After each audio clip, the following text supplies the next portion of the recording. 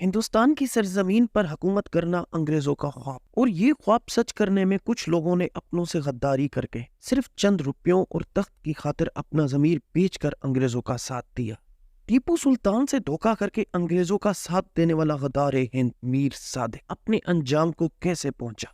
اس کی لاش 4 دن تک کچرے کے ڈھیر پر کیوں پڑی رہی؟ تو جانتے ہیں مکمل تفصیلات اس ویڈیو میں۔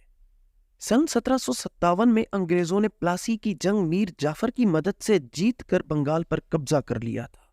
اب انگریز سرکار کی نظریں میسور کی مملکت پر تھی، اور یہاں بھی ایک غدار میر صادق کی مدد سے انگریزوں نے سال 1799 میں فورتھ اینگلو میسور وار جیت لی تھی۔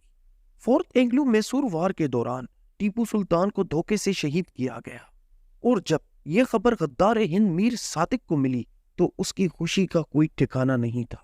اسی خوشی میں وہ انگریزوں سے ملنے جا رہا تھا۔ اس دوران ٹیپو سلطان کے وفادار سپاہیوں نے میر صادق کو قتل کر دیا۔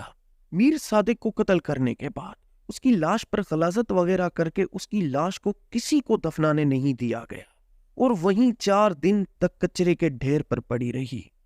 قتل کرنے کے 4 دن بعد لڑائی ختم ہونے کے بعد شدید بدبو کی وجہ سے انگریزوں نے اس کی لاش کو دفنا دیا، مگر لوگوں کا غصہ ابھی کم نہیں ہوا تھا، لہٰذا دفنانے کے بعد اس کی قبر کو کھود کر دوبارہ اس کی لاش کو نکالا گیا، اور اس کی لاش کے ساتھ وہ سب کچھ کیا گیا جو دفنانے سے پہلے کیا گیا تھا۔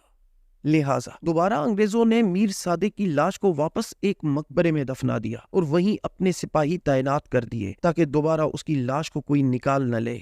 میر صادق کی قبر سرنگا پٹنہ میں واقع ہے، اور آج بھی ہزاروں کی تعداد میں لوگ اس کی قبر پر جوتے پہن کر جاتے ہیں۔